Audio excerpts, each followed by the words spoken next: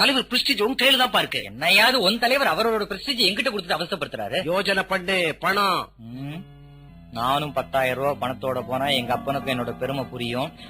10,000 ரூபாய் கொடுப்பியா? கண்டிப்பா. 10 ரூபாய கூட அப்பதான் நிறைய இருக்கும். சரி, ஆமா நான் என்ன செய்யணும்? அடுத்த வாரம் நம்ம ஊர்ல சட்டசபை ஆரம்பிக்குது. சரி, நீ சட்டசபைக்கு வேலூர் பட்டாபி எம்எல்ஏவா போற. எம்எல்ஏ மாதிரி போணுமா?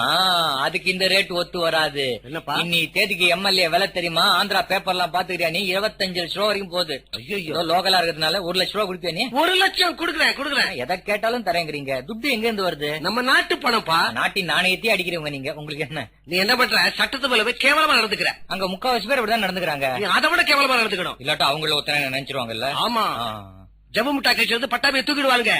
கொஞ்ச நாளைக்கு அப்புறம் சட்டசபைக்கு போவேனா? பட்டாபிக்கு உடம்பு சரியில்லை, ஊருக்கு போயிட்டாலும் விஷயத்தை அமைக்கிடுவோம். இதுக்கு நடுவுல நிஜமான வேலூர் பட்டாபியே வந்துட்டா? உன்ன நான் பார்த்த உன்ன நிஜமான வேலூர் பட்டாபியை கோணியில கட்டி கடத்திட்டேன். பாவீங்களா? எம்எல்ஏ கடத்துக்கு தனியா பஸ் ரூட்டே விடுறீங்க போல இருக்க. ஆமா, அவனை கடத்தி எங்க வச்சிருக்கீங்க? கோணி மூட்டைக்குள்ளதான் பத்திரமா இடம் ஒண்ணு சொல்ல அவனை வைக்கிறதுக்கு. போலீஸ் ராணுவம் 2 பேர் கண்ணுல பட்டாலும் ஒன்னும் பண்ண முடியாத ஒரு இடம் இருந்துச்சு கொஞ்ச நாள் முன்னாடி. என்ன இடம்? பொற்கோவில். ஐயோ, ஆனா இப்ப முடியாது. நீ என்ன பண்ற? பேசாம தஞ்சாவூர் பெரிய அனுப்பிச்சுடு. குறுக்களே உழவு பயப்படுறா, ரொம்ப இருட்டா இருக்கான். பாருப்பா, மொத்தத்துல நம்ம ஊர் ஜனங்களுக்கு வேலூர் பட்டாபி எம்எல்ஏ மேல வெறுப்பு ஏற்படணும். அவ்வளவுதானே ஐயா? ஜனங்களுக்கு பட்டாபி எம்எல்ஏ மேல வெறுப்பு வரணும், அவ்வளவுதானே?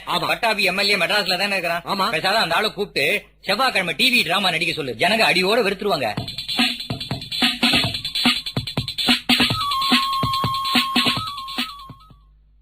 சிகாமணி, என் கூட பேச மாட்டீங்களா? என் மேல கோவமா? உண்மையில எனக்கு என்னமா கோவம்? உன்ன மாதிரி தைரியமான ஒரு பொண்ணை நான் பார்த்ததே கிடையாது. அதை நினைச்சா ரொம்ப பெருமைப்படுறேன். போறமா? எங்க அப்பா என்ன அந்த வேலூர் பட்டாபிக்கு கல்யாணம் பண்ணி வைக்கிறதுல சரி சரி, அதெல்லாம் முடிஞ்சு போச்சு இல்ல. இன்னும் ஏன் நீ சுத்துற? போ. நான் உங்களை காதலிக்கிறேன். நான் விளையாடுறியா? இல்ல, நிஜமா தான் சொல்றேன். உங்களை பார்த்த உடனேவே கட்டிக்கணும்னு தோணிடுச்சு. பார்த்த உடனே கட்டிக்க நான் என்ன பட்டு போடுவியா? சிகாமணி, என் கண்ணை பாருங்க. அதுல என்ன இருக்கு? ஏதாவது தெரியுதா? ஆமா, லேசா சத வளர்ந்துருக்கு. கண்ணுல பைல்ஸ் வருமா? வராது. வேற ஏதாவது தெரியுதா? ஐம் சாரி காவேரி, நீ அந்த ஆங்கிள் பாக்க சொன்னியா? நான் வந்து மனசுல பட்டதை படிச்சுன்னு சொல்றேன். நீ என்ன தப்பா எடுத்துக்க கூடாது. சொல்லுங்க. உனக்கு பயங்கரமா மஞ்சக்காமல இருக்கு. கொஞ்சம் பத்தியமா சாப்பிடு, சரியாயிடும். வயசு பொண்ணோட பார்வையை புரிஞ்சுக்க தெரியாத ஜடம் நீங்க. ஆமா, வயசு பொண்ணோட பார்வையை தப்பா லவ் அப்படி இப்படின்னு புரிஞ்சுக்கன்னு ஹோட்டல கழிச்சு போய் உடம்பு வளர்த்து விட்டா கடைசியில் எவனாவது ஒருத்த வந்து தட்டிங்கன்னு போடுவான். உங்களுக்கும் கொஞ்சம் கூட விவசாயம் கிடையாது. கடைசியில் எங்களையே பார்த்து அண்ணா கல்யாணத்துக்கு வந்துருங்க அப்படிம்பீங்க.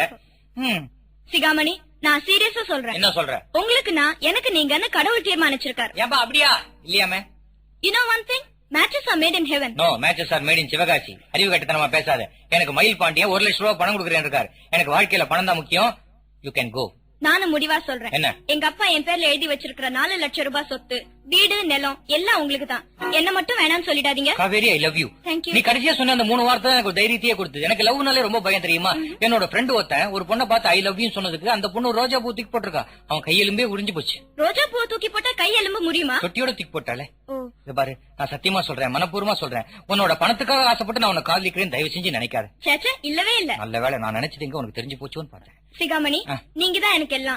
நீங்க சொன்னா நான் கட்டின புடவையோட வந்துடுறேன். அசிங்கமா இருக்கும், ரவிக்க போட்டுக்க. சிகாமணி, நான் வீட்டை விட்டு வந்து ரொம்ப நாள் ஆகுதுல்ல. ஞாபகம் இருக்காது. எங்க அப்பா அம்மா தேடுவாங்க.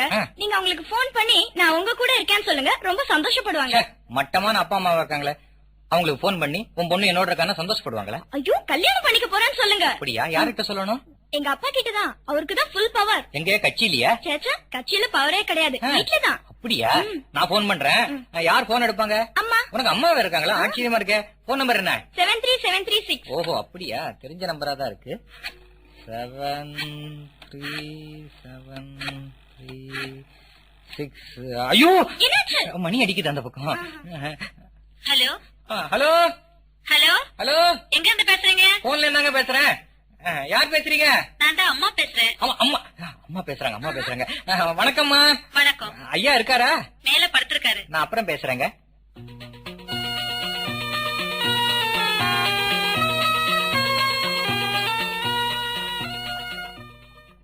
சிகாமணி, அரசியல்வாசி கெட்டப்பு அமக்கள உனக்கு. அசல் வேலூர் பட்டாபிதான். நன்றி நன்றி. ஆமா, அடுத்த வாரம் சட்டசபை ஆரம்பிக்குது. நிறைய விஷயங்கள் இன்னும் தெரிஞ்சுக்கவே இல்ல. நான் இப்படி சொல்லிட்டேன். எப்ப நான் சட்டசபைக்கு போகணும்னு சொன்னியோ, நான் டெய்லி ஏத்தாப்புல இருக்கிற பிளே கிரவுண்ட்ல போய் எவ்வளவு விஷயம் கத்துக்கிறேன் தெரியுமா? ஆமா, கிரவுண்ட்ல போய் வேடிக்கை பார்த்துட்டு இருக்க தெரியும். சட்டசபைக்கும் பிளே கிரவுண்டுக்கும் ரொம்ப ஒத்துமை இருக்குதுப்பா. எப்படி? இங்க லாங் ஜம்ப்னா அங்க பெஞ்சுக்கு பெஞ்சு தாண்டணும். இங்க த்ரோ பால்னா அங்க பேப்பர் வெயிட். எவ்வளவு ஒத்துமை இருக்குது. ஆமா ஆமா. அப்புறம் எனக்கு இந்த கோட் போட்ட அண்டர்வேர் 2 வாங்கி கொடுத்துரு, இல்லாட்டா கௌரவதையா இருக்காது. பாரு, ஒரு டான்ஸ் ஆட தெரியுமா? ஏன் டான்ஸ் ஆடுறதுல சட்டத்துக்கு பிரயோஜனமே கிடையாது. இப்ப 2-3 நாள் அன்றாதா சிலுக்கு டிஸ்கோ எல்லா சாங்கும் பாக்குறேன். அப்படியே பேட்டை சாராய கடை வாசல் நாலு ரவுடிங்க இருப்பாங்க. அவங்க கிட்ட கெட்ட வார்த்தை கத்துட்டு வந்துரு. சட்டசபையில லாங்குவேஜ் ரொம்ப முக்கியம். கெட்ட வார்த்தை தானே பொறுக்கி வேமானி கைத நாய பேய ஏச்சகல பண்ணி பர்தேசி பிசாத்து பிஸ்கோ எம்பி லெவலுக்கு போட்டப்பா. அரசியலே தெரியாத பையன் எப்படி எவ்வளவு விஷயம் தெரிஞ்சுக்கிட்டு இருக்க. பெரிய விஷயம். காலங்காத்தால போய் பஸ்ல கண்டக்டர் கையில நோட்டை கொடுத்து சில்லறை இல்லன்னா முதல் 2 வார்த்தையை சொல்லிதான் திட்டுவாரு. ஆட்டோ ரிக்ஷால மீட்டருக்கு மேல துட்டு தர மாட்டேன்னா அடுத்த 2 வார்த்தையை சொல்லிதான் திட்டுவாரு. அப்புறம் ரேஷன் கடை தெருக்கடை பால்டி போ எல்லாத்துலயும் இந்த மாதிரி வார்த்தையை கேட்கலாம்யா. ஆனா பப்ளிக்கா பேசினா கண்டிக்க மாட்டாங்க. அங்க பேசினா முதல் பக்கத்துல வரும். அரசியல்வாதிய கரைச்சி குச்சிக்கமாடி. என்ன இருந்தாலும் இந்தியாவோட பாரம்பரியத்தை கட்டி காப்பாத்தணுங்கிற ஆசை எனக்கு பத்திர கிடையாதா? ஜெய்ஹிந்த். முக்கியமான விஷயம், நாளைக்கு போகும்போது பிளாஸ்க்ல காபி எதனாச்சும் எடுத்துட்டு போ. அடிக்கடி தொண்டை மக்கார் பண்ணும். அப்படி ஏதாவது ஆச்சுன்னா நான் டக்குன்னு வெளிநடப்பு செஞ்சு கேண்டீன் வரைக்கும் போயிடுறேன். அப்படி இல்ல 4 கூச்சல போடு, அவங்கள தூக்கிட்டு போய் வெளில போட்டுருவாங்க. இரு யாரோ வந்துக்கிறாங்க. யாரு பாருப்பா. சிகாமணி என்ன என்ன ஆபத்து என்னாச்சு? தினமுழக்கம் 10 நிருபர் வந்திருக்காருப்பா. கவலைப்படாத, சரியான சந்தர்ப்பம். அந்த ஆளை உள்ள கூப்பிடு. வேலூர் பட்டாபி மாதிரி நான் ஒரு பேட்டி கொடுக்குறேன். அந்த பேட்டியை பார்த்து நிஜமான வேலூர் பட்டாபிக்கு பைத்தியங்கிற முடிவுக்கு வந்துருவான். போட்டோ மொத்தம் எடுக்கக்கூடாதுன்னு சொல்லிட்டு. ஓகே சரிதா. வாங்க. வணக்கம் வணக்கம். வாங்க உட்காருங்க. பரவாயில்லண்ணே. சொன்னா கேட்கவே மாட்டீங்களே. பத்திரிகைக்காரங்களுக்கே ரொம்ப கொய்ப்புப்பா. அண்ணா நான் இந்த தினமுழக்கம் பத்திரிகையில இருந்து வரேன். தினம் வாங்குவீங்களா? ஆமாண்ணே. எங்க பத்திரிகையில திடீர் பிரமுகர்னு ஒரு பேட்டி வருது. திடீர்னு ஒரு பிரமுகரை சந்திச்சு அவருடைய பேட்டியை வாங்கி போடுறது எங்க வழக்கம். இதுக்கு முன்னாடி இது மாதிரி ஏதாவது பேட்டி எடுத்துக்கிட்டீங்களா? நிறைய பண்ணிருக்கேன். சம்பல் கொள்ளைக்காரர்கள், அமாவாசை திருடர்கள், முகமுடி கொள்ளைக்காரர்கள் இதெல்லாம் நான் இதுனதான். அந்த வரிசையில அரசியல்வாதி பேட்டி வருதா? ஆமாண்ணே. பல விதமான பிரச்சனைகளை பத்தி கேட்க வந்திருக்கேன். கேளுங்க கேளுங்க. பிரச்சனைகளை சந்திக்கத்தானே நாங்க இங்க உட்காந்துக்கிறோம். முக்கியமா பிரச்சனைகளே எங்களால் தான். நாட்டுல இப்ப திருட்டுக்கெல்லாம் அதிகமா நடக்குது. நிறைய நடக்குதுங்க. இதுக்கு என்ன காரணம் நினைக்கிறீங்க? இதுக்கு முன்னாடி இருந்த ஆட்சி தாங்க. என்னது? ஆமாங்க. அவங்க முழுசா எடுத்துட்டு போகாதனால்தான் பாக்கி எடுத்துட்டு போறதுக்காக திருடங்க வராங்க. இப்ப சென்னை நகரத்துல எல்லப்புறத்துல முகமுடி கொள்ளை அதிகமா நடக்குது. ரொம்பங்க. இதை தடுக்க நீங்க ஏதாவது நடவடிக்கை எடுத்திருக்கீங்களா? அடுத்த மாசம் சுமார் 10 எம்எல்ஏக்கள் அடங்கின ஒரு குழு கிளம்பி Singapore, Hong Kong, Tokyo, Japan, Bangkok அங்கெல்லாம் போயிட்டு 15 நாள்ல வந்து ஒரு அறிக்கை கொடுக்கும். என்ன அதுக்கு இதுக்கு என்னென்ன சம்பந்தம்? நாங்க எப்பயா டோக்கியோ ஜப்பான் எல்லாம் பாக்குறது? கட்சிக்கு எப்படிப்பட்ட தொண்டர்கள் தேவைன்னு நினைக்கிறீங்க? கட்சிக்கு தீக்குளிக்க கூடிய தொண்டர்கள் தான் தேவை. அப்பதான் ஒரு பிரச்சனைனா 4 பேர் தீக்குளிச்சா விஷயம் சூடு பிடிக்கும். எல்லா பிரச்சனைக்கும் உங்க கட்சி தொண்டர்களே தீ குளிக்கிறாங்களே, அது எங்க தீ குளிக்கிறாங்க? அவன் மனு ஈத்துன்னு வந்து தீ வைக்கிறதுக்குள்ள எங்க உயிர் போடுது. கொஞ்சம் கூட நன்றி விசுவாசமே கிடையாதுங்க. நாளைக்கே அந்த ஆள் செத்துட்டா அவனுக்கு மாலை, மரியாதை, ஊதுவத்தி, சந்தனம் சில இன்னும் செலவு பண்றோம். அந்த நன்றி விசுவாசமே கிடையாது. எங்க கட்சியிலாவது பரவாயில்ல, தீ குளிக்க மாட்டேன்றான். பஞ்சு மிட்டாய் கட்சி எடுத்துக்காங்க, சோதா பசங்க குளிக்கவே மாட்டேன்றாங்க. பயங்கர கப்புங்க. செயற்குழு மீட்டிங் போட முடியல, தள்ளி தள்ளி நிக்கிறாங்க. விஷயம் லீக் ஆயிடுது.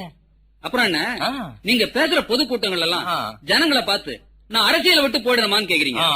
அவங்களும் வேணாம் வேணாங்கிற மாதிரி தலையாட்டுறாங்க. ஜனங்களை எப்படி இப்படி மயக்க வச்சிருக்கீங்க?